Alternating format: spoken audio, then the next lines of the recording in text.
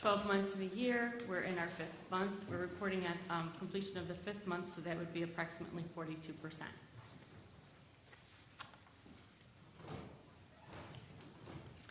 This is the budget to actual for the general fund that you're looking at right here. The revenues, this is revenues specifically. And as you can see, there are some inconsistencies because revenues are dependent on other sources in the timing of payments being received. The city is trending as expected and comparable to prior year at this time. As you can also see on this, this is how it impacts, you can see how it would impact our cash flows and the availability of cash at certain times of the year. I'm sorry, do you have any questions so far? I'm going to give a more detailed, sorry, so on the explanation of revenues to date, we have ad valorem taxes. It's about 8.8 million received, which is about 52% of the budget. Last year, at this time, we had 50% of the budget. Sales tax revenue, there's 2 months collected at this time, and it's about 1.9 million, which is about 17% of the budget. Sales tax revenues are about 3 months delayed. Intergovernmental is the first half of the Powell bill. That one has been received, but state distributions are there's about a 6-month delay. You'll see that we're over budget actually for investments, and that's because we're pretty conservative when we budgeted under that line item, but we've made adjustments to investment strategies, and with the increased rate, it was 5.56% yield over the last couple of reports that helped us bring in a little bit more revenue there. And then the fund balance appropriated, that's an appropriation consisting of the original budget. We appropriated 1.4 million for the original budget to cover to balance the budget. We have the revised budget consists of rollover purchase orders, ARP-enabled projects, street resurfacing, and sidewalk projects, and then increased insurance costs and additional fire department overtime. That's what's been brought to you for that since July 1st. Now do you have questions on general fund revenue? So Kim, you're saying that right now the general fund stands at 19,994,591? Is that where you're saying we have actual now in the general fund? No, that's the, On page 3. that's the year-to-date that we've received so far. Okay. So original budget, we were expecting to receive 48.9. We've adjusted that to 56.9, and so far we've received 19.9. Okay. Right, Kim? That's less expenses, right? Is that what? Are you on the revenue or the expense? I'm on Page page 6. 3 of your printout here. Slide 6. Well, okay, yeah. I have 6. Okay, that's the expenses. Sorry, so I thought you were talking about revenue. We have 16.7 in revenue. So Kim, Okay, so now you move into expenses. I got you. I know the sales tax revenue is a normal 3-month delay. Is the state distribution, is that normally 6 months delayed or just, okay. Back to state.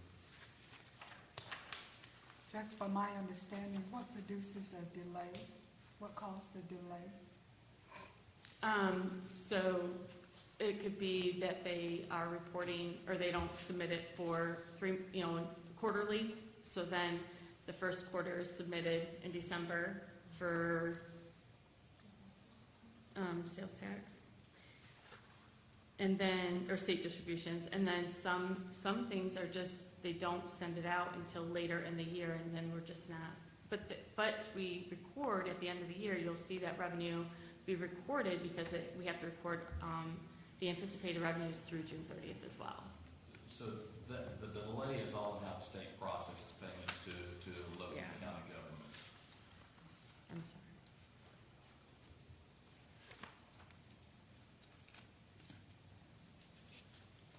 Are we good to move forward?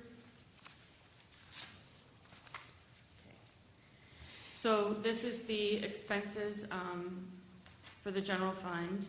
The original budget at 48.9 million, 56.8, almost 9 million in the revised budget, and we've spent about almost $20 million. So that leaves us at about 35%. When you look down the column on the right, you'll see that the percentages, the year-to-date percentages, are pretty good. When you're looking at this time of year, we'd be thinking about 35 to 40% is what I would see, or 42%. The only thing that would be consistent really within the expenses are your salaries and your benefits. And that's assuming all positions were filled, overtime, wasn't excessive. And so you would see that 42% there. Other things that impact that, like all the other expenses, it's really due to the timing. So is it a seasonal cost? Is it, contract agreements? And we have the supply shortages with capital equipment and stuff too. So you won't necessarily see those expenses until we start receiving it in capital later in the year.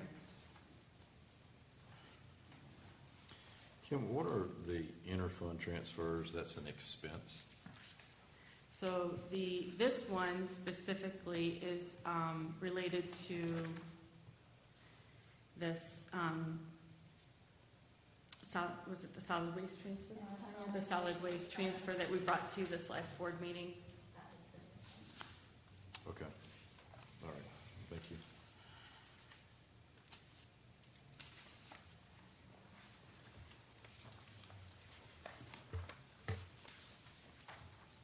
Here we have the revenues along the top and then the expenses just under that for the MSD fund. Again, you'll see that the investment earnings were, budgeted conservatively and we've kind of blown that out of the water at 312%. And then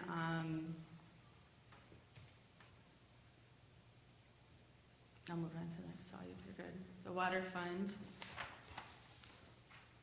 So revenues can be measured differently with the enterprise funds because it's mostly charges for fees for services.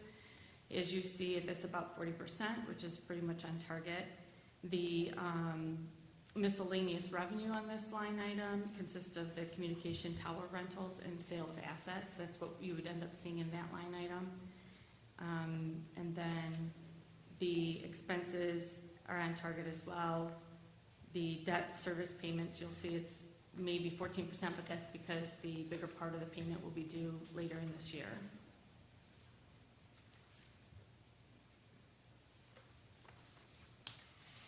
And shared services consist of the fund's proportionate share of expenses for services provided by the general fund.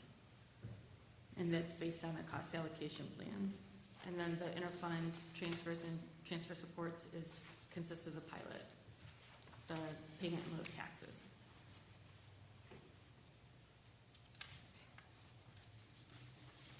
Moving on to the sewer fund, you'll see the same thing where our charges for sales and service is at 42%, so we're on target there.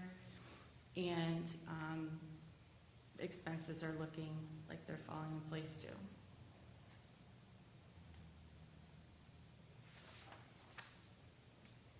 Here's the electric fund.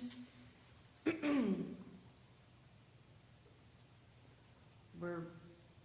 course, it's the sales of service is pretty much on target. It's all in the timing of when the cycle of the bills, come through. So that could just fluctuate a little bit.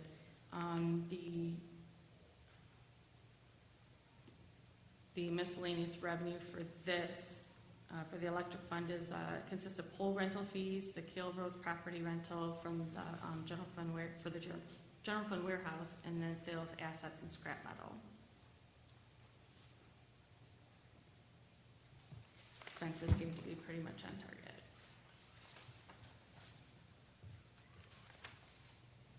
And the solid waste fund,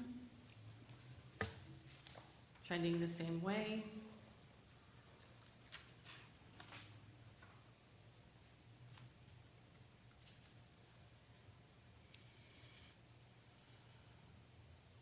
any questions so far on the budget to actual reports?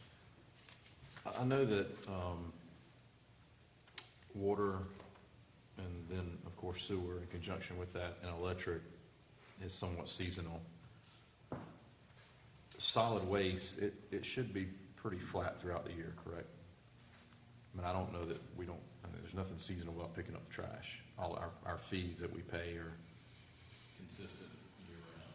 so just looking ahead, we're 9% to the good in our revenues versus our expenses. So if that were to continue, we probably need to revisit the increase that we instituted this year in the budget, because it looks like we may have overshot that just a little bit. But again, we're only, 4 or 5 months into the year, so. Well, that's, we're taking a look at a couple of the things that we've been able to identify that are still being covered under the general fund. And so in January, what we'll be bringing to you is moving some of the cost for leaf and limb over to solid waste where it belongs. General fund has been covering those costs, and I believe some of the utility costs as well. Okay.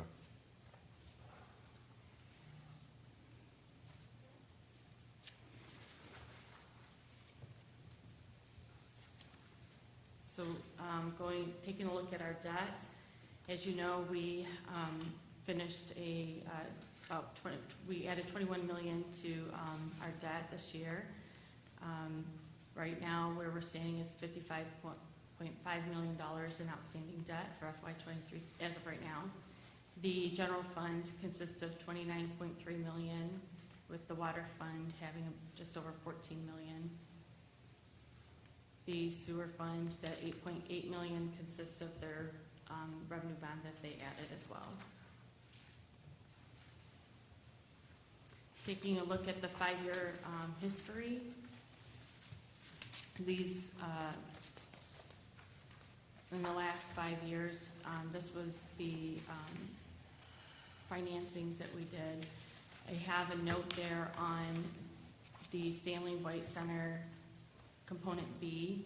That's the one that we may pay off early when we start getting those reimbursements in from FEMA. So that should, there's no prepayment penalty on that, so that one would hopefully reduce our amount of debt there in the general fund sooner than 2039.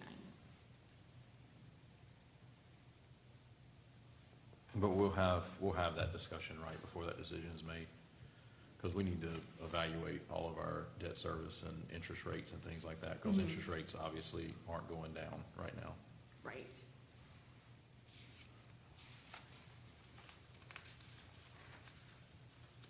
This chart just gives you the outstanding debt as we are today over time and how that's paid off for each fund.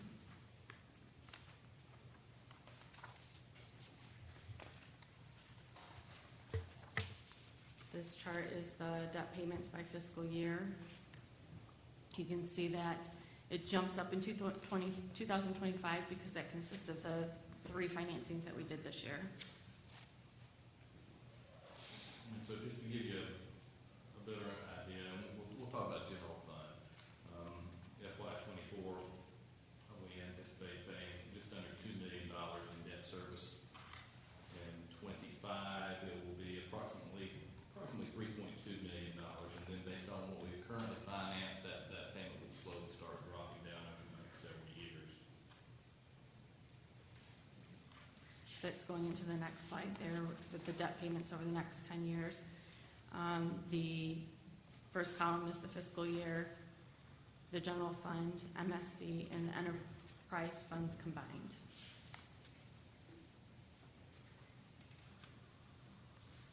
The payments for Stanley White Rock, the vehicles and equipment, and the sewer revenue bond begin in FY25. The loan payoffs for electric will be 2026, and sewer and solid waste is 2024, and water is 2030. So on the general fund on this slide, this is what we owe, but this doesn't factor in any reimbursements from FEMA, correct? Correct. Okay. This is just principal and interest payments. So if we've been accustomed to paying say, $2 million in debt service, then for the next 5 years where that number goes up, we could take our reimbursements from FEMA, pay that delta, and we would essentially be paying the same amount in capital that we are this year. Is that fair? If I'm following what you said, yes. So we do have a requirement to take those reimbursements and pay Right. off the debt, yes. Right. Okay.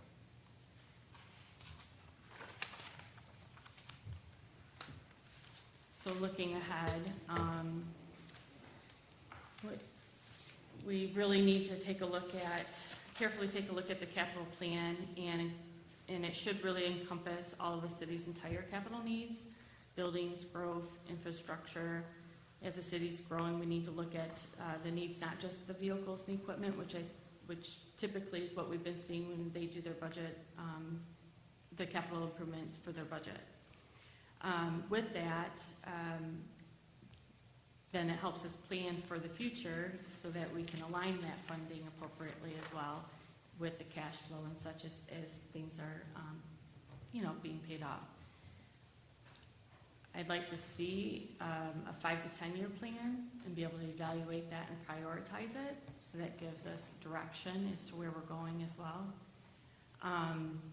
There's different ways to fund these plans, and first of all is pay-as-you-go cash, which we did last year with a lot of the vehicles and equipment, a little bit of vehicles and equipment that we did receive last year.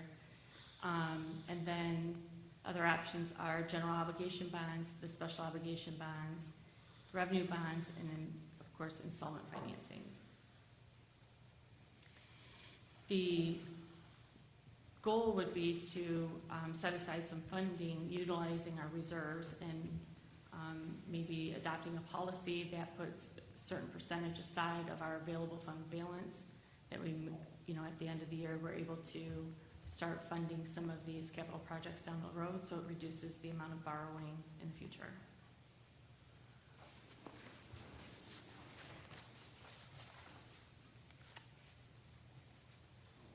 Do you have any questions so far on the financial reports and the debt? Kim, just kind of a broader based question. Looking at the budget where it stands currently, kind of looking at it from a global view, general fund as well as the enterprise funds, is there anything that is unexpectedly out of whack in any of the budgets? Not at this time. I mean, everything looks to be relatively close to where you would expected that it would be. I mean, is that an accurate statement? I would say so. It's revenues, you're really not going to have, you can just, see where you're at right now compared to prior years where, at this time. But because there's such a lag in some of those, such as the sales tax, you really don't know where you're trending. You can't really get a good idea for that right now. All right, so I mean, nothing is being highlighted as just being unexpected and of concern to you? No. Okay.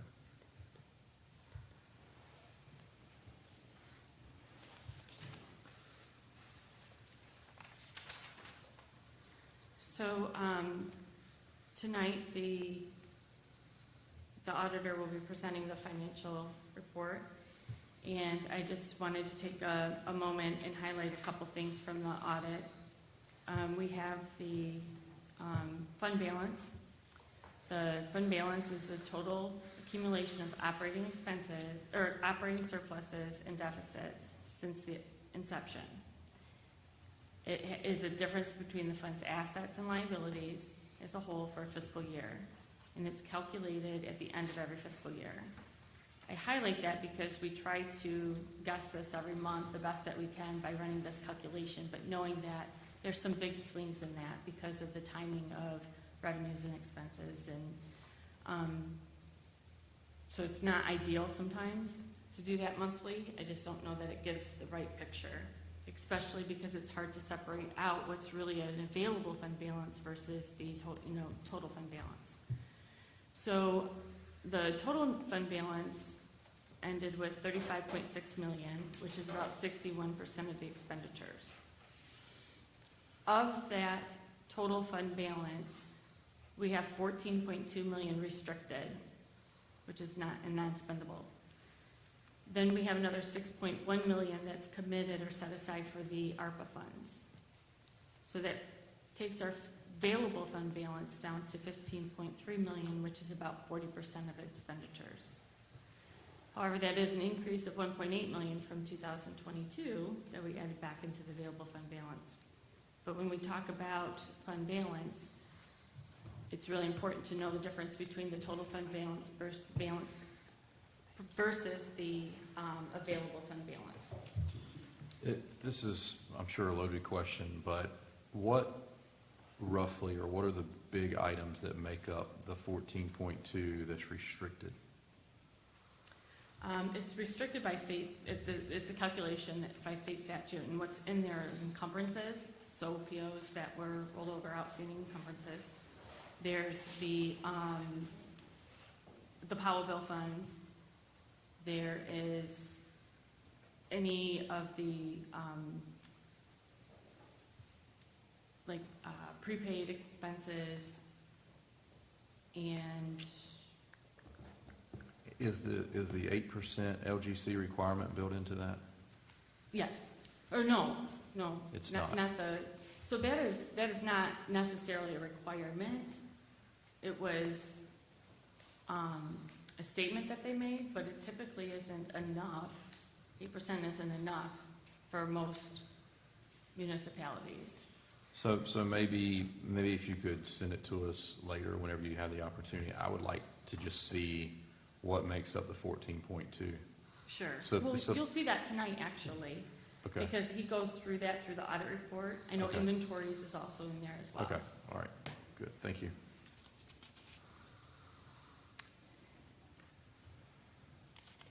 Well, let me ask this question. You're talking about available fund balance. I realize the audit, this is as of June 30th. Correct. Increase of 1.8, but we also, I thought, are taking 1.5 out of fund balance to fund the rest of the salary study. Correct. So looking forward, I guess, it's more like 300,000. If you look, I guess I'm comparing apples to Yeah. oranges. This but- is as of June 30th. Yeah, this so is yes. as of June 30th. Then you subtract out what we, Okay. Kim, is that what we're seeing between slide 4 and 6 for the general fund year to date? We've received 29% of the revenue budgeted, we've spent 35%. Could that be salaries that's in that? I think you're looking at apples to oranges on this. So the general fund revenues, we brought in 29%, and we've spent 35%. So we've spent, what is that, 6% more than we brought in. Could that 6% be salaries? I would have to go, I would think it would probably have to be, right? You kind of, well, we could have received some big capital items that we were waiting on in the prior year Okay. that got rolled over. I guess my point was a little more of, hey, we don't exactly have 1.8. that we As can of go out- today. We can go out and spend, because we essentially already spent it. Right, That was kind of my point. right. And then you have your additional revenues that we have this year as well, too. Right. So if you take a look at the city's fund balance policy of a minimum 20, they'd like the goal to stay between 25 and 35%. If we allow the fund balance to dip down to 35%, that leaves us with a fund balance of approximately 13.4 million, and then that would be at about 1.9 million that you were able to appropriate.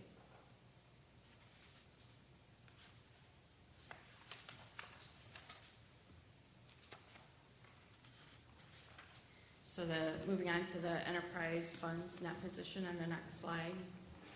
This is just a snapshot of where they ended, where they were at the beginning of the year, the change in the net position, and where they landed for each enterprise fund. With electric being at 52.8, water 48.4, sewer 66.8, and solid waste 1.9 million.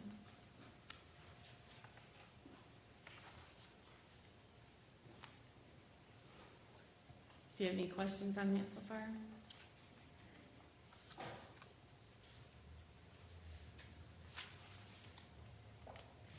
Okay. So touch base on the audit results. I sent out an email, gosh, I think it's been a couple weeks, that identified the fund balance or description of the fund balance, and then some of these other items that he'll go over tonight. The good news is that there are no findings or material weaknesses or significant deficiencies.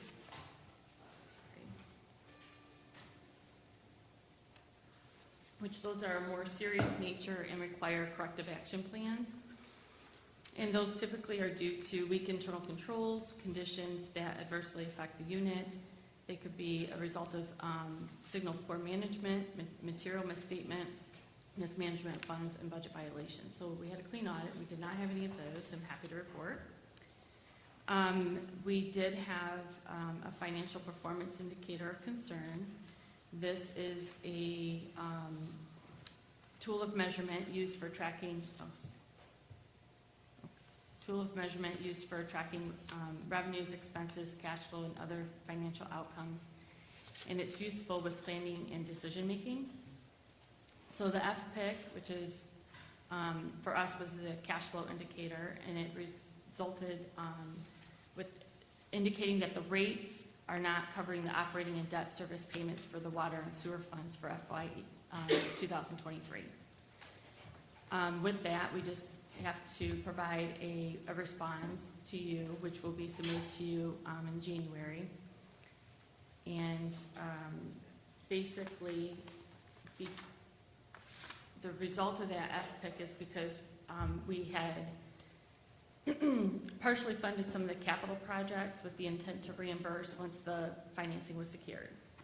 A water fund was $1.2 million that they transferred over to those capital project funds, and sewer fund was $2.2 million. Financing was complete in September 2023, so the cash will be restored as we get that reimbursement, but it was just a timing issue there. Additionally, the sewer fund recognizes debt reduction, even with the revenue bond coming on. The debt payoff of almost $2.4 million in 2023 and $100,000 in FY24. The revenue bond payments begin in FY25, and those payments will be $566,850. The FY23-24 water and sewer rates were increased as well. Sewer rates increased by 4.5%, and then water readiness to serve charge increased by $1.67 per meter per month. And then the city plans to conduct a rate study and address any rate adjustments in the next fiscal year or so.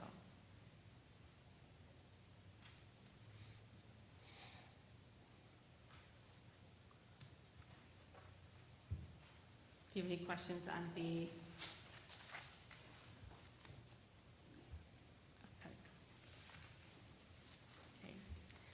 So just want to talk about how we continue to provide some reports to you on a regular basis to help monitor this. The monthly report monitors the cash on hand for the general fund and enterprise funds, and that's given to you each month. It also reports the estimated fund balance monthly. It also has the FEMA reconciliation report, so you can see what's still outstanding from FEMA and what's been billed and what's been due, or what's due. The quarterly reports, you received one in October, and that is the year-to-date budget to actual reports, and it monitors the budget versus the actual revenues and expenses. The second report you'll receive is in January, and that will cover the period of October through December. And then the annual comprehensive financial report brings the full year to a close, and then you'll receive that report, of course, annually, which you'll hear tonight for FY '23.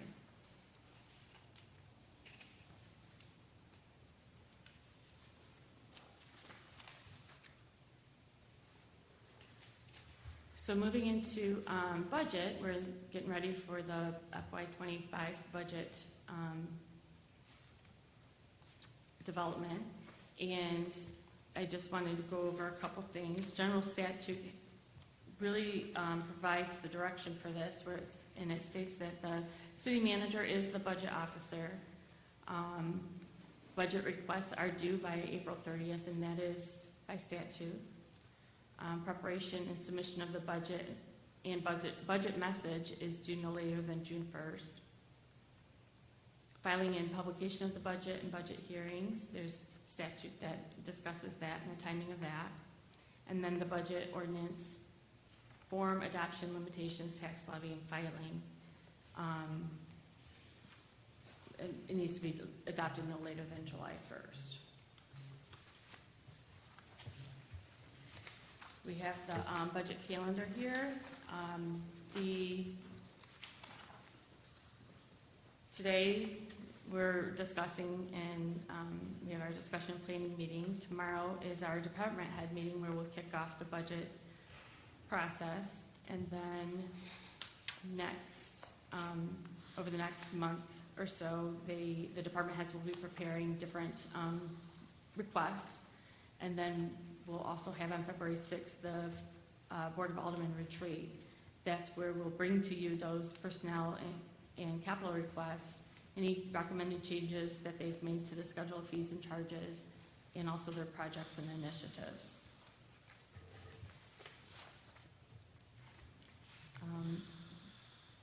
The budget is then taken back and balanced by April 3rd, and we will have the recommended budget submitted to the city clerk for distribution by May 3rd, for the Board of Aldermen meeting on May 14th. On May 21st and 22nd, we'll have the budget workshops. And May 28th, we'll conduct a public hearing at the Board of Aldermen meeting. And June 11th, that's when we'll request for you to adopt the budget and the new fee schedule. As you can see, it's a tight timeline. There's a lot happening in between. Do you have any questions on that?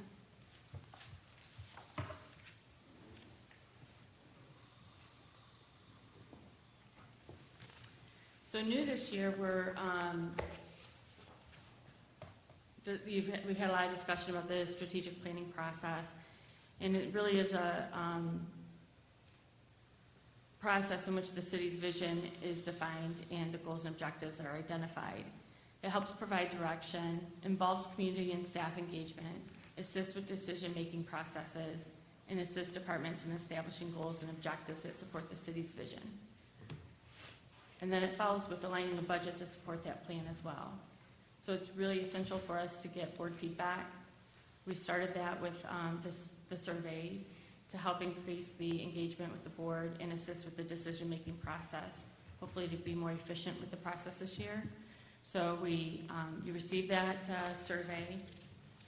We also have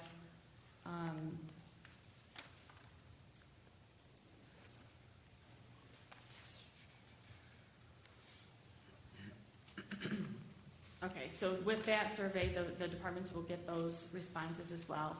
And then this form here is where the departments will help align their projects and their capital with the board's goals and objectives.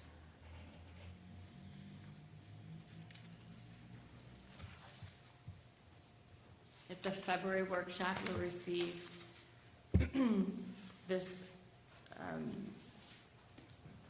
planning worksheet to help us kind of get a idea of what you're willing to support and what you don't support. You'll also receive that today, and should have it with your packet for to get feedback based on the survey that we had earlier. I would maybe make one suggestion on that list of projects is to have a way to rank them or rate them. If you put 20 projects in front of us, we Right. may all support Okay. 15 of them, but we may support one a whole lot more than we do another, so it might be a help to you all when you're trying to prioritize. Yes, thank you.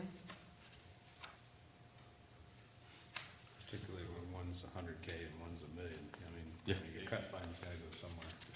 Right. Exactly. So, as I stated earlier, Kim sent out a survey to the Aldermen several weeks ago.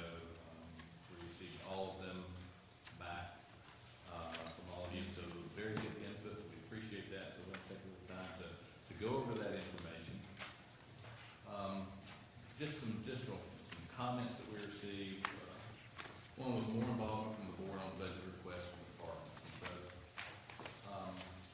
as we go through this budget process, I've had some aldermen say, well, can we take a tour of various departments to see what their needs are? If any alderman would like to take a tour of any departments, all they have to do is just let us know if you'd like to visit any departments, and we can line that up.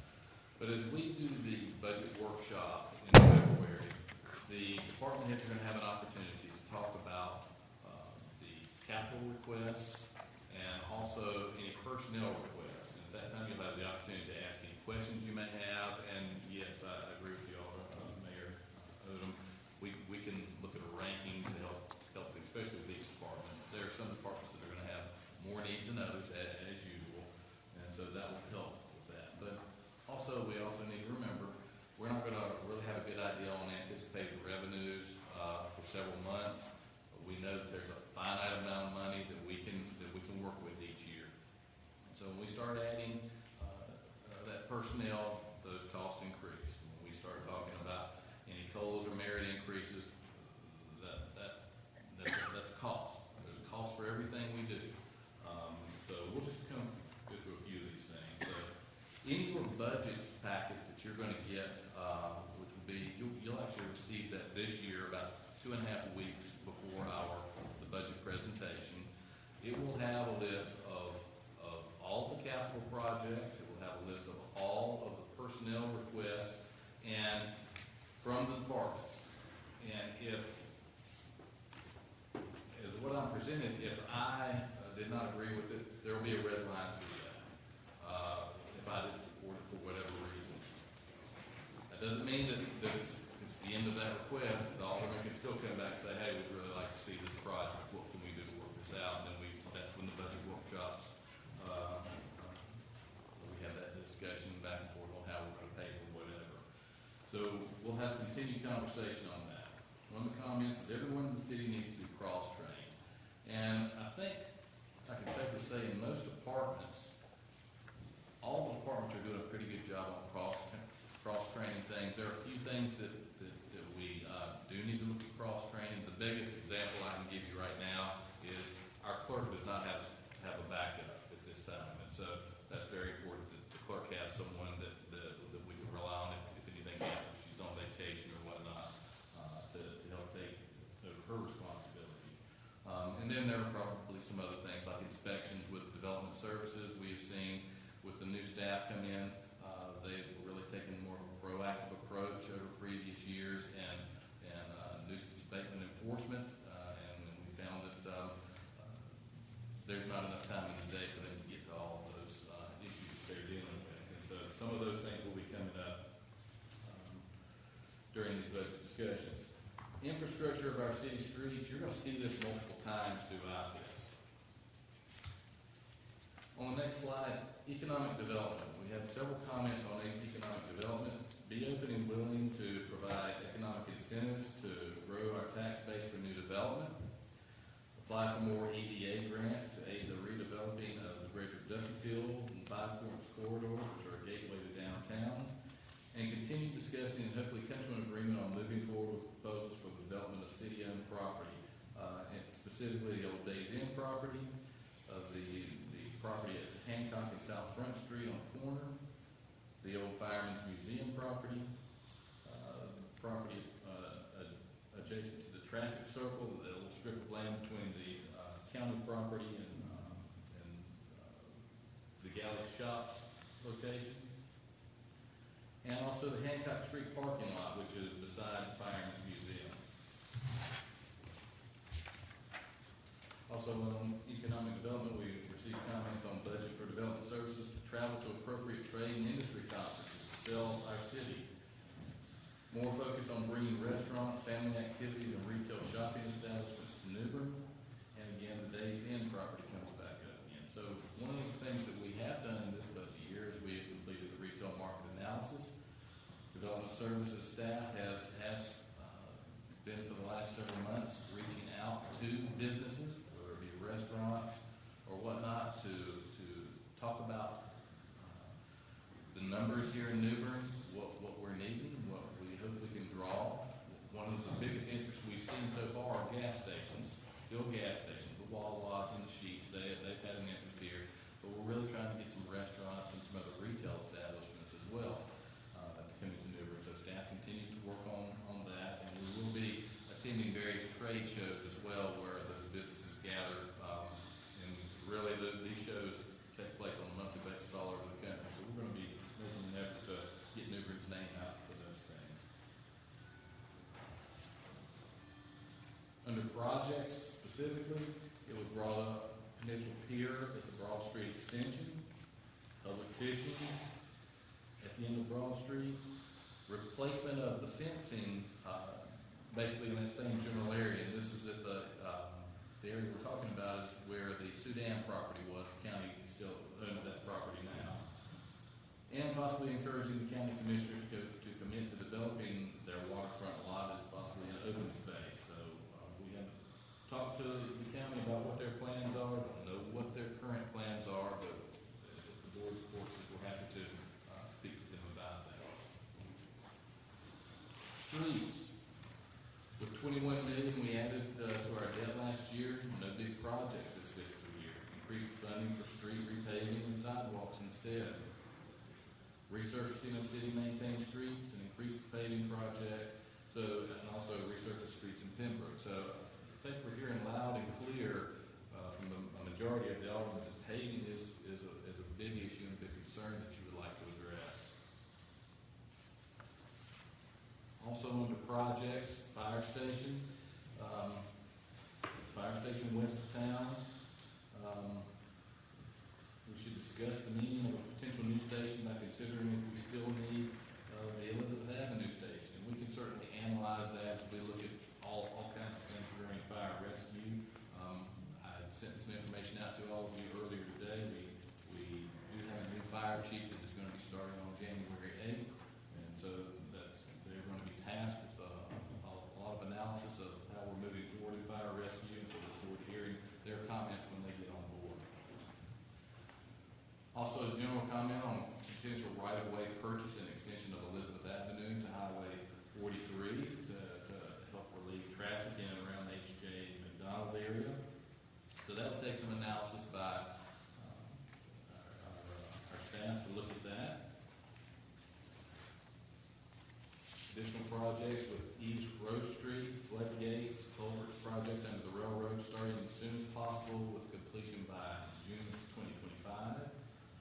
Simmons Street culverts, railroad project as soon as possible, completion by June of 2025. We've seen several project recommendations with a definite target date to have completion by, and so we're really wanting to emphasize with the departments that are responsible for these projects.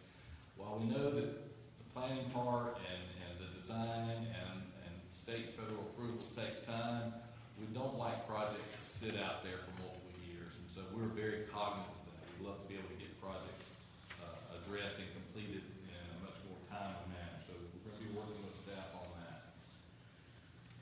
We've also seen a consistent message with parks. We talked about the skate park, we talked about possibly doing the amphitheater in phases.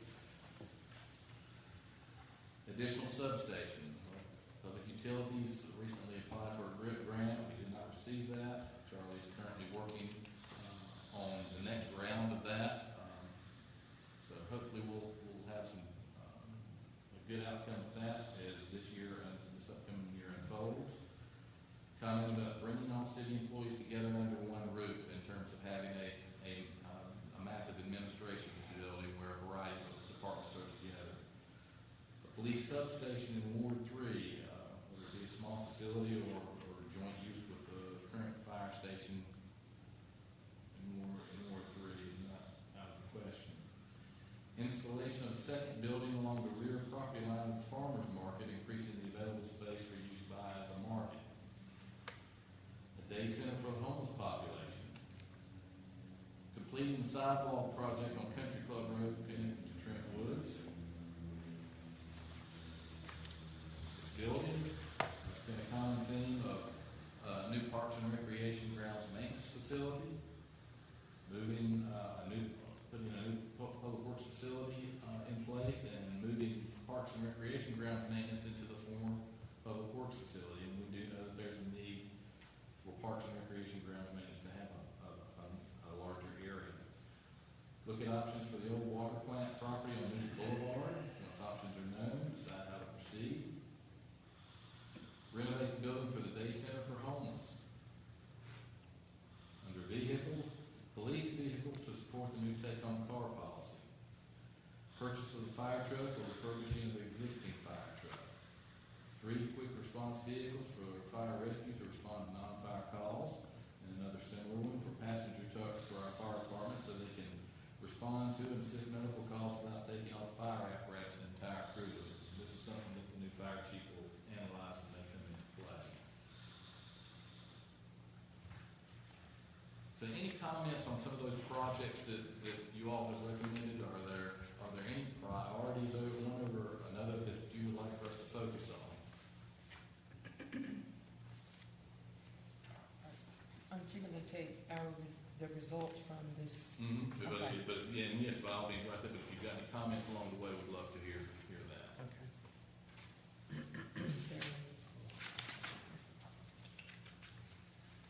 So on the personnel, we asked you all what your appetite was for a COLA. And in the most recent CPI, in the November 2023 for the South region, that is 3.2%. And so the majority of the board said that they could support a 3% COLA increase. And the majority of the board also could support a 3% merit increase if the budget allows. Also, if there are no objections at this time, we can include COLA in the Alderman allocation. It can always be adjusted during the budget process. So I'm happy to hear any feedback that you may have on that.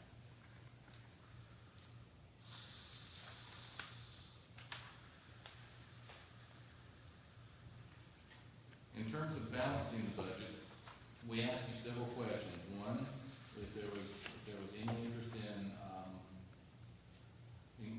adjusting the tax rate to balance the budget. And the majority were somewhat or absolutely in favor of that if need be. We're allocating up to $500,000 to balance the budget. 100% of you agreed on that. When we asked to balance the budget to $1 million for the fund balance, 50% of you agreed with that, 50% not at all. So Kim, what did we pull from fund balance this year to balance the budget? Was it 1.4 million? Yeah, just over on the report. So that gives you an idea. And then we asked a question of utility rate increase if recommended by a rate study. And the majority of you support that. And just want to remind you, for enterprise funds, they've got to be self-supporting. They have to be. And so we always need to look at rates to make sure not only are we competitive, but are we covering our costs for things. So any questions or concerns for that? Kind of a numbers question. How do we get 50-50 when there's 7 of us? Okay. One that did not answer. Okay.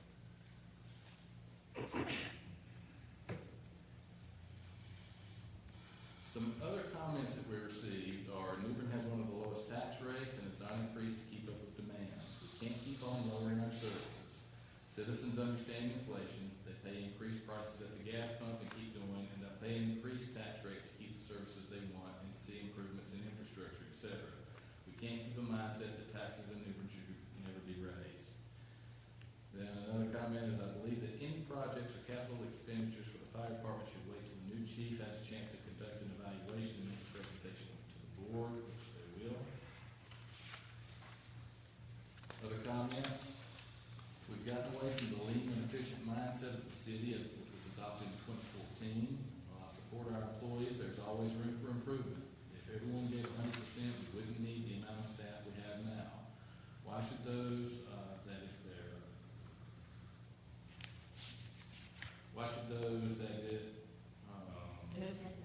that gave their all, held back financially and professionally because of others who do not? That is why I do not support COLAs. All increases should be based off of merit and performance. We should never reward mediocre employees for simply doing their jobs. Another comment was for raise for the Board of Aldermen. So those are the comments we received from that, and so it was great information for us to help us as we start working on the budget process. As a wrap up to some of these things, there are three things that we definitely want to address. One is capital project fund. So we do recommend moving forward establishing a capital project fund. This is where we would like to recommend have and the board support a certain percentage of any funds that are returned fund balance to go into a capital fund moving forward for any building capital that we can build that over time and not have to continue to go out for loans for certain things. And so I'd love to hear your comments on if you would support that.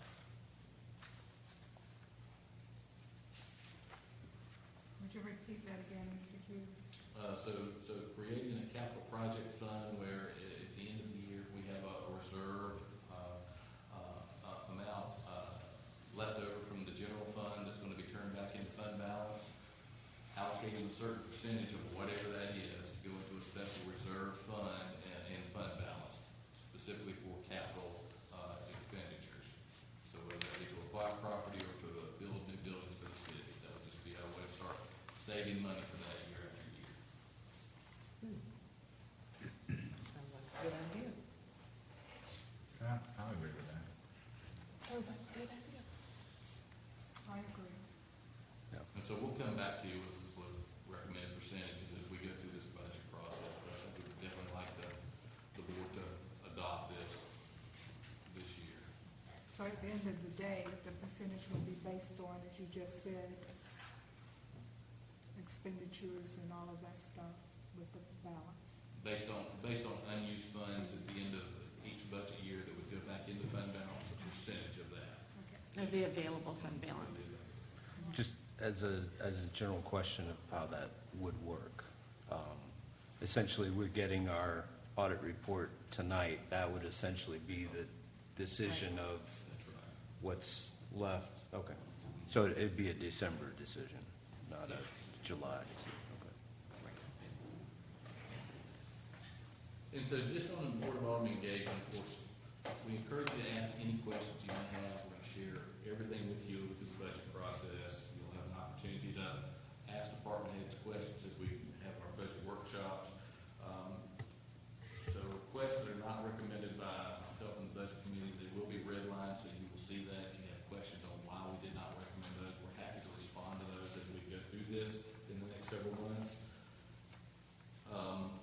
And we're going to continue the development of the strategic plan. So we most recently had a conversation with the school of government folks.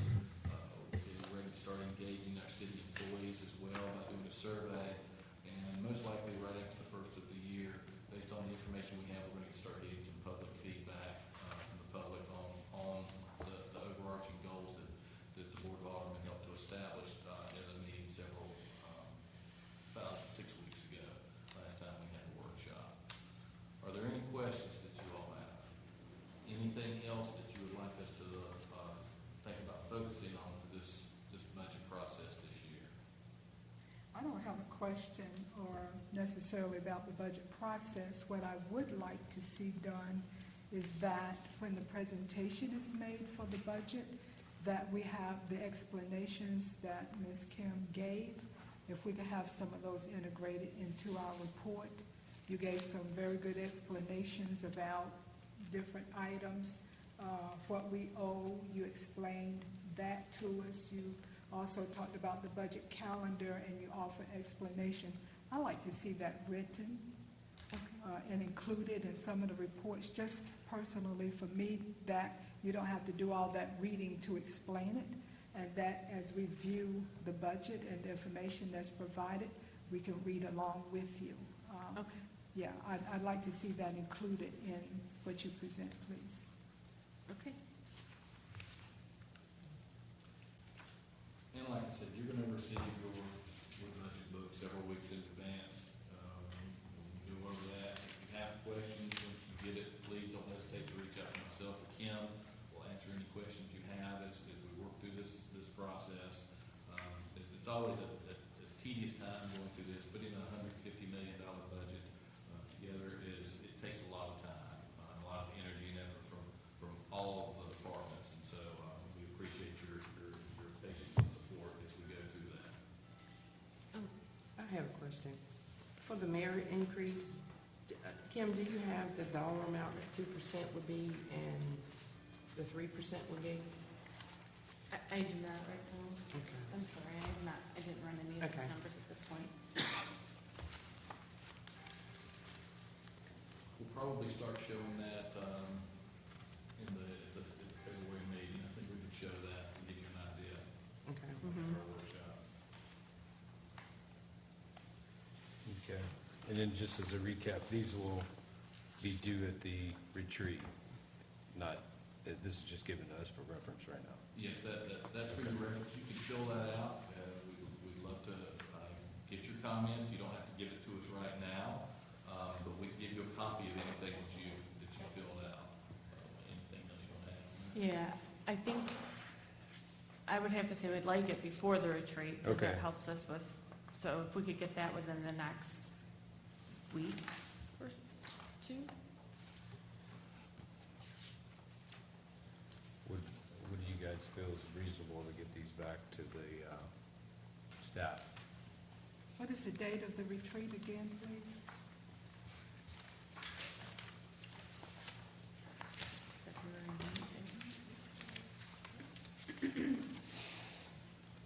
February 6th. 6th. And you said at least a week or two prior to that retreat? Or even the next board meeting in January? The next board meeting in January, would that work? January 8th, That sounds good. Okay with that? January 9th. Yeah, that's Okay, good.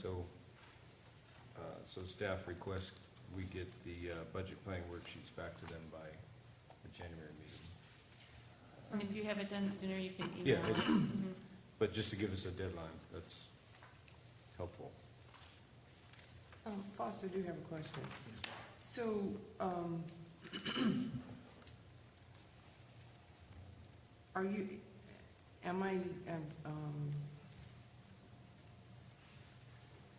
are you saying to us here in this plan and input for the projects for fire stations, right? So if a larger fire station is built on the west end, then you wouldn't have a need for the Elizabeth Avenue Fire Station? No, that is just something that one of the aldermen made a comment on. Now, we'd have to analyze all of that, so we've not analyzed anything yet. But that was just something that, everything I read was basically comments that each of the aldermen brought up, so we wanted to just provide all that context for everyone, so. Okay. And Kim will also email this out, so it may be easier for you to just like the survey, that's most likely what you'll be able to fill out and submit that format. All right, any other questions so far? Okay, at this time, I'd like to ask Charles Bouchard to come up.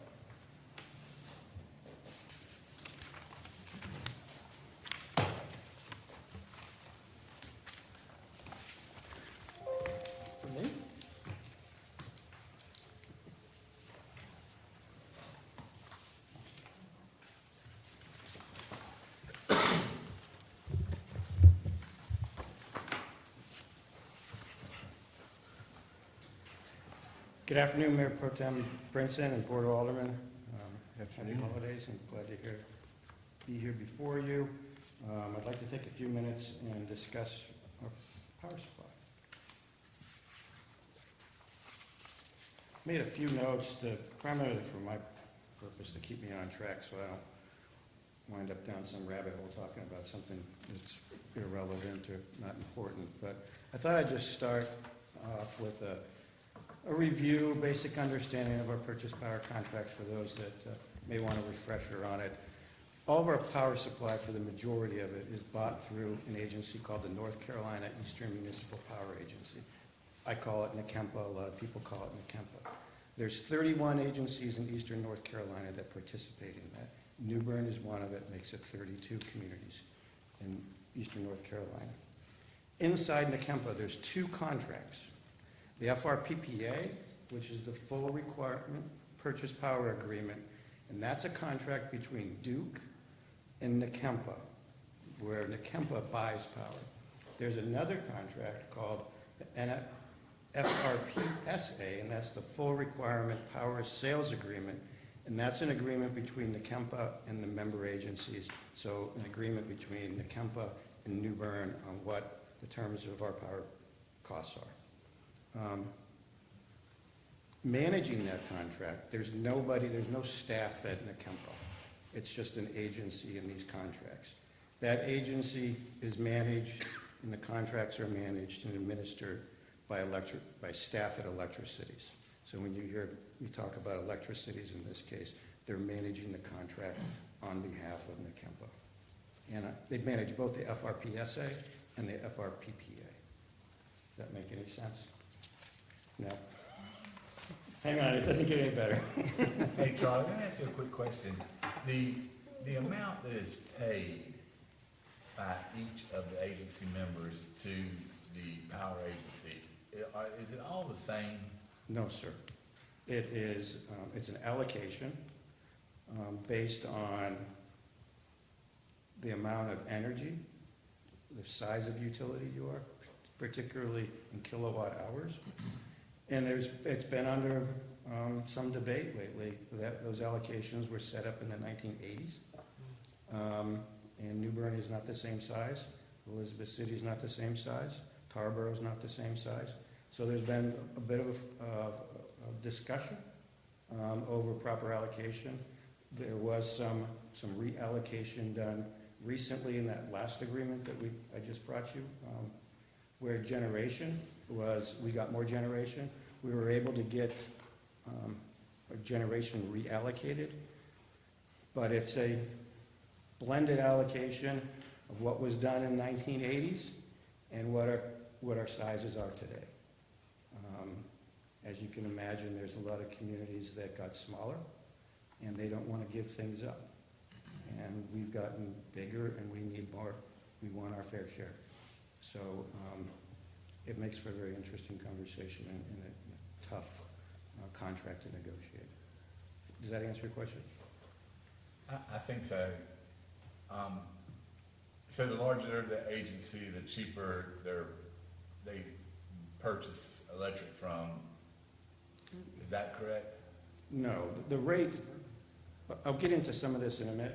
But Okay. the cost of capacity and the cost of energy, the rate that they charge is the same regardless of your size. That was my question. When you get into some other things, allocation of generation, of benefits, then it's based on the larger communities pay a larger share than the smaller communities. Okay. I have a question too.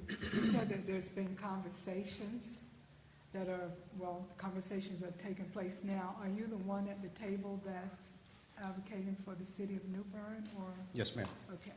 Yes, ma'am. So inside this contract, there are rates and there's riders. And rates exist and riders exist both in the FRPPA and the FRPSA.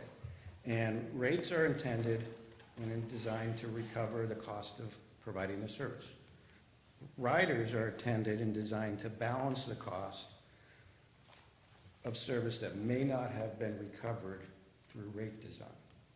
Does that make any sense? So for example, plus or minus the variable cost of fuel, plus or minus the variable cost of shipping. I buy something from a service provider today they delivered a year from now, plus or minus those shipping charges, transportation costs. Those are riders. And there's a distinct difference between riders and rates. And we're going to get into this in a little more detail, but I wanted you to understand that when I speak of riders and rates, they're two different things. So far, so good? So diving into riders a little bit more, in this contract, both in the FRPSA and the FRPPA, rider number 1 and rider number 8, rider number 1 is a power supply adjustment cost. We call it a true-up, and it's an annual true-up. And it passes annual excess power supplies costs or credits on to agency members. And agency members may vote to approve, suspend, modify, reinstate rider 1. So if rider 1 is approved, the true-up is allocated to the agency member. The true-up is allocated to New Bern, either as a credit or a debit. If rider 1 is suspended, then the true-up is either credited or debited to NECEMPA. And NECEMPA has working capital, so they can pay bills just like we pay bills. Historically, rider 1 has been suspended 5 times in the 8 years of this contract. Historically, the largest credit, the largest true-up credit, has been $9 million. Historically, the largest debt true-up credit has been $1.6 million. Okay? So far, so good? Charlie, is that for the city or? That's the entire for the agency, on an annual basis of that power supply cost adjustment. So at the end of the year, after all the power supply costs were purchased by NECEMPA, there was either a credit of $9 million in the most, or there was a debt due, a shortfall of $1.6 million. And 5 of the 8 years, that was absorbed by NECEMPA. Okay. Rider number 8 is a different type of rider, and that accounts for our debt obligation that we incurred when we entered into this contract, and that goes back to the historical sale of some assets and settlement of this contract agreement. New Bern's obligation is approximately $285,000 a month, about $3.4 million annually, and that comes to end of term in July of 2025. That debt service obligations ends for New Bern as well as NECEMPA. It's a huge accomplishment.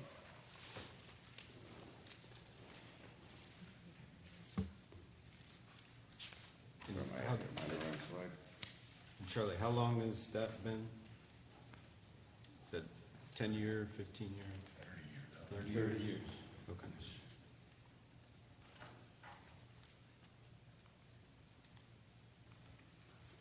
I'm off my slides. I got carried away talking, folks.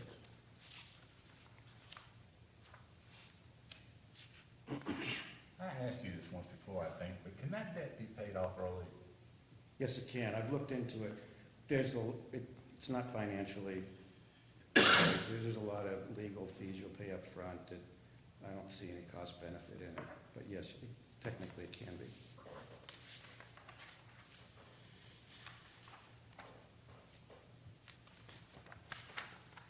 Okay. Rider 1, that's that annual power cost true-up.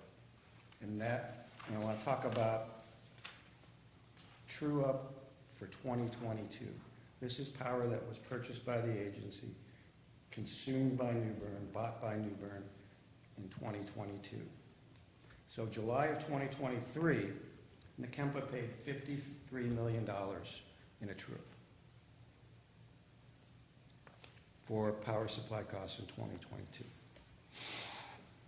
Largely due to higher capacity and energy costs, which were driven by fuel pricing. September of 2023, agency members voted to approve and modify rider number 1. So they approved rider number 1 means they're passing $53 million on to all the members. How did the city vote for that? I voted no. How many others voted? 31. 31 voted no?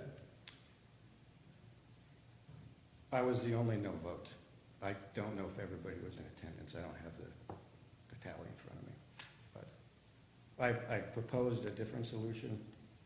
It felt without Did they support. absorb it? Yes, I wanted them to absorb it all.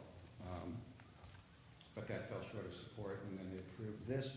When they approved it, they modified it. So it all should have come due October of 2023. They modified it so it'll come due April 1st of 2024, where the members have to pay this $53 million back of their share, and they're going to spread that payment over 24 months. Okay? That's for 2022. We're in 2023 right now. We're buying power in 2023. September of 2023, we're a couple months into the new year.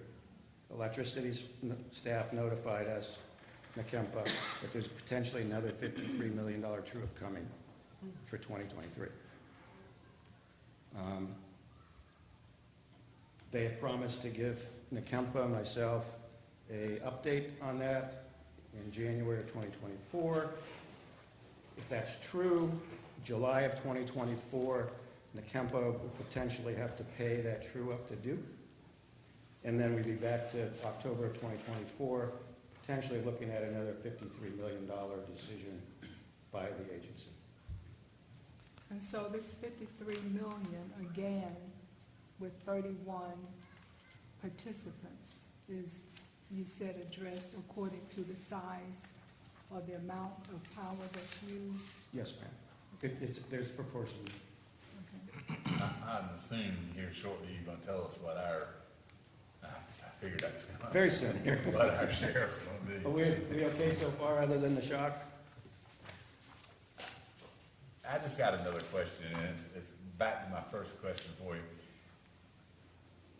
If, when we get out of this obligation that we have, the debt, do we still buy power from electric cities, or would we negotiate directly? No. When our debt service is up, we will still be part of the contract. The first early out on the contract has to be notified this month. Electric Cities is planning to give Duke notice that they want to continue to participate. I asked the question last week, can one member opt out, or does it have to be the entire agency opt out? And I was given the answer, the entire agency has to opt out. So I've been told New Bern can't opt out on its own. It doesn't, I don't think I clearly understand that answer. I don't think I'm settled with that answer.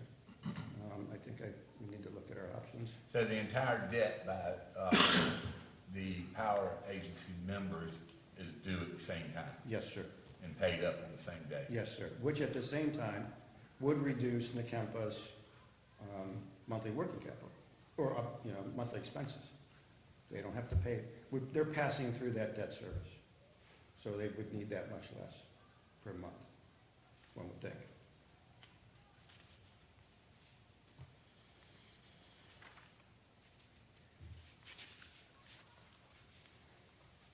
Here we go. So this slide, what I've done is I've tried to interpret Electric City's data, the presentation material, and put it into some sort of a slide that I might be able to speak to and lead you through.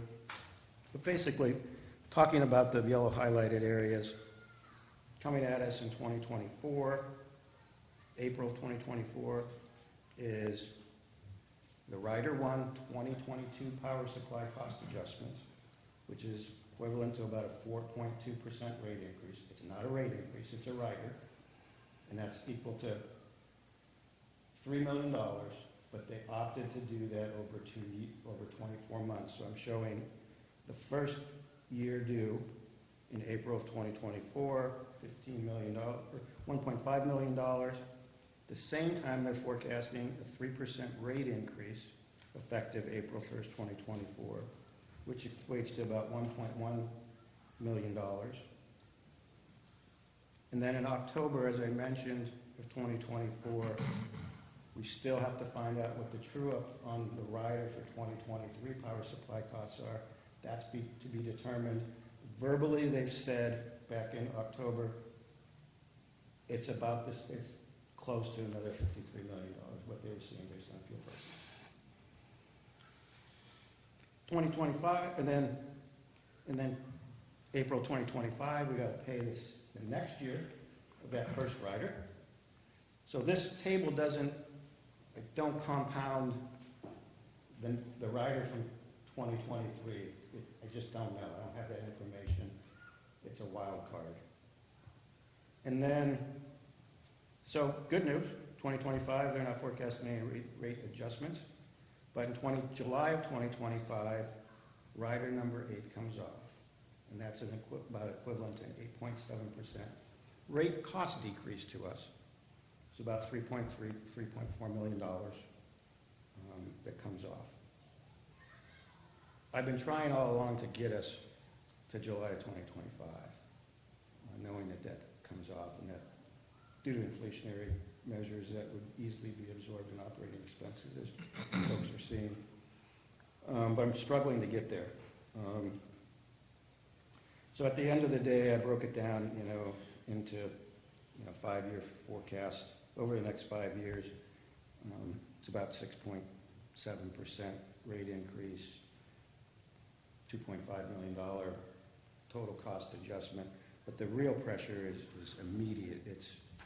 It's this April, it's next year to get us to July.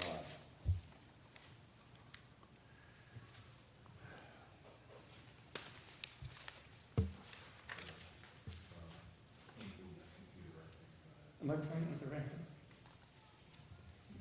one? Thank you.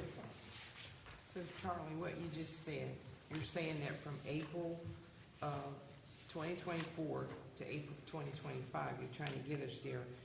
You're saying you're needing, what, $3-point-something million? Is that what you're saying? Yes, ma'am. Okay, all right. At least. At least. Okay.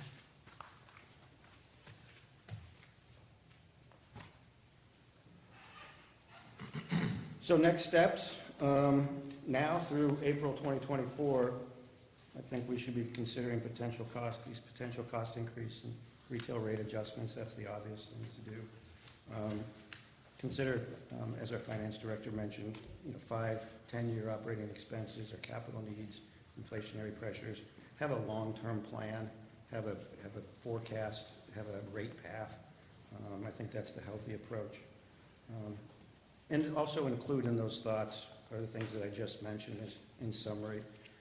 April 1st of 2024, rider number 1 from 2022, which is $1.5 million for the next 2 years. April 1st of 2024, 3% rate increase, which adds on another $1.3 million.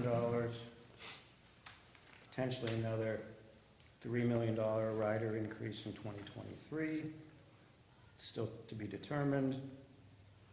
Been hearing me talk about a substation electric capacity system improvement project. That's $20 million. Our generation fleet is aging. That's another $20 million. There is payback with the generation. It's about a 5-year payback, and once we pay it back, it's about a $4 million cost avoidance after that. So it's a really good investment. But we need to have the cash to do that, or we need to have the capacity to take on that debt service. So our finance director's point, that 5-10-year forecast planning of how much do we need today, how much do we need tomorrow, how much do we need next year, how much do we need next year. I think that's really the healthy approach. So Charlie, give an idea, effective April of 2024, what's that monthly payment going to be this year?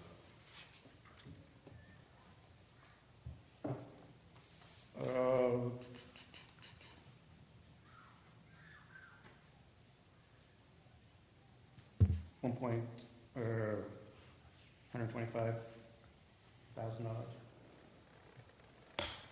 You're asking me to do math in my head. It's going to be 1.5 million divided by 12 months. So We don't have it in the operating, we don't have it in our budget right now. That's what I'm telling you. It's, So the only other option is raise rates. that's one of, yes, that's the most obvious, and that's probably the most healthiest approach. There's other things we could talk about. But before we do, also coming up in January 24, the NACEMPA Rate Committee is going to get together, and I'm going to petition them once again to suspend rider number 1 and have NACEMPA absorb it. I don't know if I'll be successful or not, but I'm not giving up. The rate committee will also consider the 2023 rider. We should have updates for power supply costs between July and December, or actually for the whole year. We should have a pretty good idea by then. They'll also review NACEMPA's working capital and how much they have today. And then at the same time, we'll receive Duke's rates that they're going to charge us for 2024. And the rate committee will consider that information. They'll make a recommendation. Then later in the month, the NACEMPA Board of Commissioners will get back together again, and they'll consider the rate committee's recommendation, and then they'll adopt the rates for 2024. In your career here, how many true-ups have we gone through?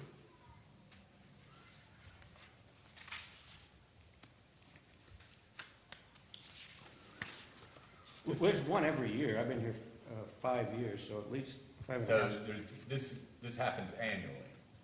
Yes, sir, but never to this magnitude. Like I mentioned before, the largest true-up, debt true-up that ever occurred was $1.6 million. This is $53 million. They're way off. Sounds like some mismanagement. They're not only way off 1 year, they're way off 2 years. It sounds like mismanagement to me, or some bad management. They're blaming Duke. That's who I'd be blaming too. Of course, I blame them. They blame Duke. You know, So they're saying it's because of energy costs and fuel price costs, right? Has fuel. gone up. The fuel. Okay. There's some ash handling. There's some other things in there. Fuel is the driving component between energy and capacity. But, overall, I think the contracts are performing well. When I compare those contracts to the cost of energy, to the cost of capacity, they're doing very well. It's hard to compete against those. What I question is the administration, management, cost control, and an opportunity to do cost cutting associated with the management of those contracts. I would have preferred, I think communities would have preferred to have a higher, more balanced rate set earlier and be budgeted on that than be hit with in our case, a $3 million annual true-up. The one thing we're lacking here, maybe, I don't know if we're lacking or not, but one thing that we don't have here is some communities put these riders directly into their retail rates. You just pass it on. I've done that before in other communities in the past. It's tricky to do, always comes with some criticism. Nobody particularly, I think either in industrial, commercial, or residential market, it doesn't really matter. Nobody likes it to be done annually. Once a year, get this boom, true up on your bill, and your budget is blown because you didn't know if it's going to be a credit or debit because fuel prices went up and down. I've done it more successfully on a monthly basis where there's a power supply adjustment charge that's factored in on the retail side, and every month it you either get credit or debit, and it levels off. It's not, it's tolerable, still irritating to customers, we still have to explain it, we still have to answer questions about it, still annoying, still costs real money, but it is a way to pass through directly without running the risk of over or undercharging on the rates. The trick to that is if I can get Electricities, Nakempa, to give me a monthly true-up. Otherwise, I'm trying to true up last year's energy with last year's purchases with somebody that may not even be using electricity in that facility today. And then I hit them with a fuel adjustment charge for energy that was consumed 2 years ago. It gets weird. It gets difficult to explain. It gets tough to balance. So one of the things I've been focusing on with Electricities and Nakempa is even if we don't pass it on, can we get to a place where I know what's happening on a monthly basis, plus or minus on these fuel adjustment charges. That would really help. And then the local communities, we can make our own decision here. We can do what's right for New Bern. So that's one of the things. We can obviously, go with retail rate adjustments. We can take a broad brush approach, and I can calculate pretty quickly on, how much per customer do I need to collect per bill to meet this obligation of these, $4 million. Call it a flat rate increase. I could add it to energy, or I could add it to capacity. I could put it right on the basic customer service charge. Or we could take a more detailed approach, dive in and really look at the cost of service for each rate class. At the end of the day, they both should get you to the revenue that you need to collect, depending on what approach you want to take. So you would just do a monthly fuel charge We on would- all accounts? I'd have to come back to you, I'd have to design something, come back to you, put it on the bill, on the rates, and then have a way to account for that, to measure it, account for it, and then pass it on. And most I'm sorry, go ahead. And most likely it would come down to per kilowatt hours. So if I use 900 kilowatt hours this month, it's a half a cent credit. Next month, it's a 1.5 cent adder, however the fuel costs move. But that would have to be driven. I'd have to get that data from Electricities on a monthly basis. Do they offer that? They're not offering it to me now, and I haven't given up on it. But it doesn't fit. It would still be really difficult to fix this amount. To go back and collect that in the rears from folks. I just moved into this house. I didn't use that energy, and now I got this fuel adjustment charge for somebody that was living there before me. Tough to explain. Yeah, and that's something that we encountered years back with customers. Not since you've been here, but before that. Good. Before you. It's kind of part of our industry, my industry, the service that we provide. I understand it, I get it, because I've been doing it all my life, but we buy power today, customers use it today, we charge for it a month from now. And it gets really hard to line things up, just like folks were talking about earlier. When are these revenues coming in from this? And it gets tough to balance. So you got to factor that into your rate design. How much working capital do we want? Do we need to build working capital? What are our capital projects that we have coming? I can take a really detailed look at it. I can get a pretty broad brush, raise rates across the board this amount, and we're good for today. But I prefer to get us on a rate path so that it's not the same conversation every year. I think a lot of communities have gotten into the habit of being prepared for single-digit increases on a regular basis rather than double-digit increases over a longer period of time. And if you're forecasting properly how much revenues you need to collect, you can then design more favorable rates and try to not overshoot or undershoot your cost of service. Am I making any sense? Yes, You are. yes. I guess to get to some of the next steps, so essentially what you're telling us, you have 1.5 million due on April 1st of 2024. Spread out over, I have 3 million due April 1st, spread over 24 months. Okay, but annually or monthly? Spread, 3 million annual, 3 million total, spread over 24 months.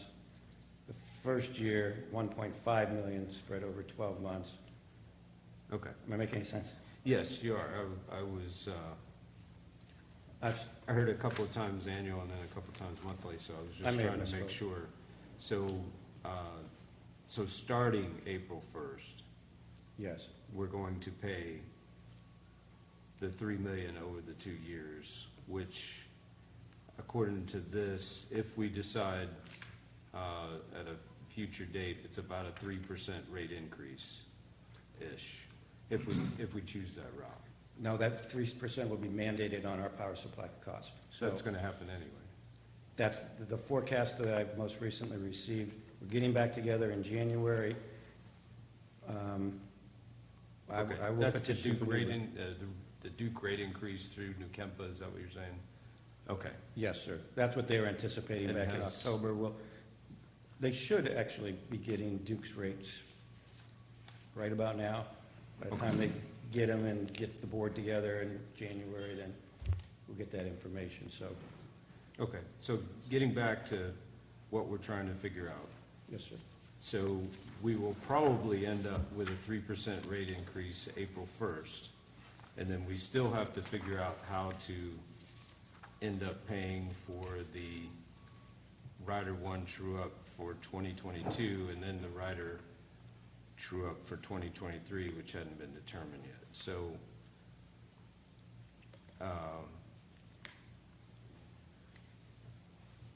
I get all of those costs. I guess the question that I pose to you is, what are you looking for from the board today?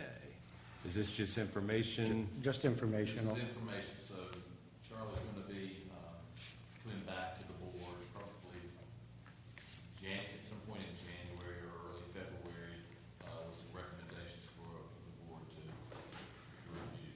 I didn't want to stand before, I tried to put myself in your shoes to some extent, and I wouldn't want to be here April 1st and me telling you this and asking you to make a decision on it. I think we all need time to think about it, collaborate. I still have some more work to do with NCAMPA in January. Hopefully I'll be successful, I don't know, but you needed the forecast. Yeah. Does this rate increase have to be approved by the regulatory commission? Is it called FRAC? Is that? No, the way it'll go is the rate committee, which is NCAMPA members, I serve on the rate committee, they'll make a recommendation in January, and the NCAMPA Board of Commissioners, which I'm a commissioner, they'll vote on the rate committee's recommendation, and then the NCAMPA's Board of Commissioners vote will go to the electricity's Board of Directors. And then they'll make the final vote. There is an opportunity to, we generally get notice when the rates are changed, and there's a, I forget the legal term, but there's an opportunity to oppose. So it becomes it's a legal announcement of what the rates are changing to, and then we have an opportunity to speak on that if we want to. We've always been silent in the past. Who do you speak to? I mean, if Duke Energy is saying, we're gonna raise the rates 3%, and the agency says, oh, no, you're not, you know, we vote against that. I mean, It is a member agency organization, so I think we all have a voice, particularly with other communities. Quite frankly, I'm puzzled why the vote went this way. I just don't see it. I just didn't understand it. I was surprised that the other communities are not So, John, opposed to it. And that could all change between now and January, because I've been vocal about it. So, Charlie, April of 2024, we're gonna have to pay that 1.5 million, all in one lump sum, or we can do it monthly until the next payment is due April of 2025? Correct. Okay. In the meantime, may get another one in October of 2024. Okay. So that's where I was gonna wait and summarize, so, you know, for the public. What I'm hearing is, we most likely will get a 3% increase in rates On our cost. on our costs, and that's what I'm saying, on our costs, which will most likely be, depending on the board's vote, a pass-through to the customers. But then what you are telling us, and what we also need to contemplate, is we have a potential of having to pay up to $6 million true-up between 2024 and 2026. For energy. The two different true-ups. Two different true-ups, but I'm for trying to energy- summarize. for energy already consumed in 2022 and 2023. But we gotta figure out how to pay that. That's- Given Clear as mud? Kempa is gonna pass it up. Hey, I came in on the tail end of this, because what you just said, I'm gonna have to have some further discussion with you about. But just for clarification, our debt service is paid for in 2025, July, yes, sir. and that annual debt service amount is roughly, $3.3 million okay. All right. annually that would come off our power up supply expenses.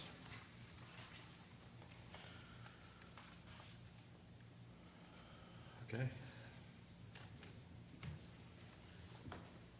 That was a lot of details. Thank you so very much. You're welcome. Hopefully I got you through without too much confusion and just kept it to the, it was very good explanation, thank you. Thank you. Charlie, I got one more question. yes, ma'am. And I know you're gonna come back to us when we have our budget retreat with more information on this. But, for the, rate adjustment at 3%, now that's what you were saying, that we need to take a look at as a board of city, is how we gonna introduce that rate, put a policy in place, how are we gonna introduce that rate moving forward?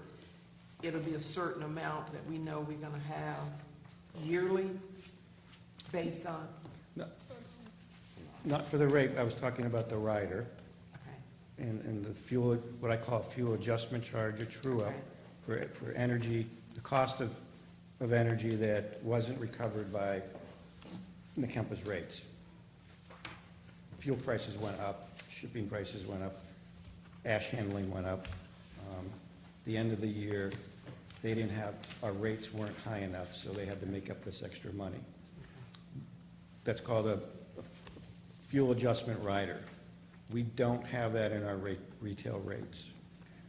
We could consider that it would take a rate change. I would have to design something, bring it back to you for your consideration, put it in place. Some communities have it in place, but they don't always use it.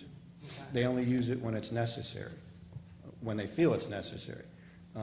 Like I said, over the last 8 years, the true-ups have been between, some of them have been credits. The largest credit was $9 million, which went back into working capital. Great, rainy day fund.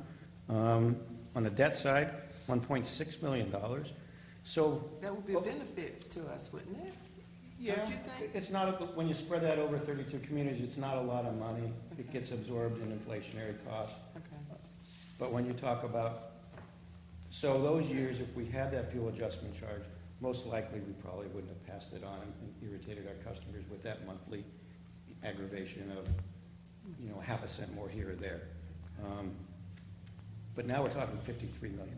You know, so that, to us, it's $3 million annually. That's not something that we can absorb. We don't have that much room in our budget to absorb that type of cost increase. That's just on our expense. I'm not talking about what we're charging our customers.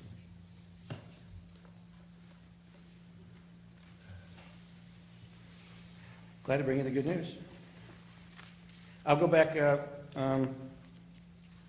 Nakempa in January and lobby for our interests, vote for our interests, and then hopefully come back with an understanding of what they're planning to recommend to the Board of Commissioners and Directors, and then that might give us a better, clear vision of what the rate path is for us going forward.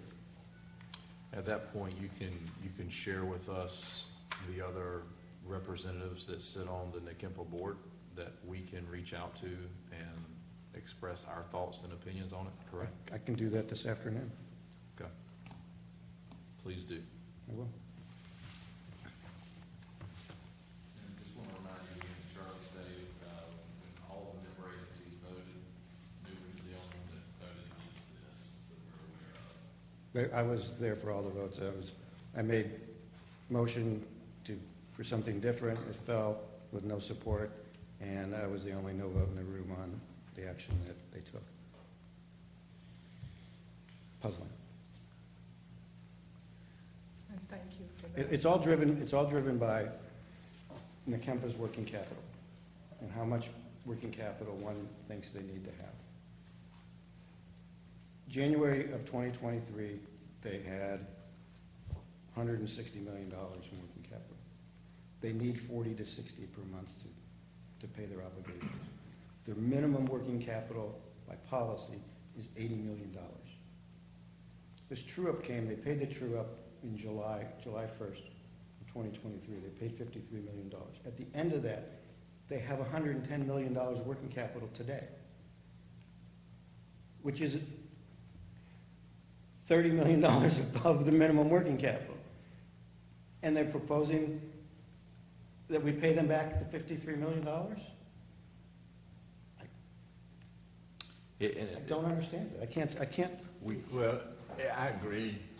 This is something that the mayor, since he had to leave, and probably needs to sit down with you and have a good understanding of what's going on, and let him call some of the mayors of the other members' cities and I think that's see if we can change some minds. We can do that, and we can also share with our customers that Nakempa, this board that represents them, they can also reach out to all of these different members on here, like they reach out to us when we make decisions that they don't like. We can let them know who those folks are, because I'm sure it's probably public record, correct? Correct. That's public record. Okay, Thank you, Charlie. Thank you, Charlie. thank you. All right, is that everything, Mr. Hughes? Yes, sir. Unless you have any questions. I do. This survey, I think it was brought up, but there needs to be something on here other than I like and I don't like. There needs to be something on here, It a was scale brought of up. 1 through 3 or 4 or 5 or something like that. It was brought up, and so, they're gonna send something out electronically to each of you, and most likely by the first of next week, and that way you'll be able Okay. to vet it. Thank you. And Mr. Mayor, we agreed to get this back to them by the first meeting in January.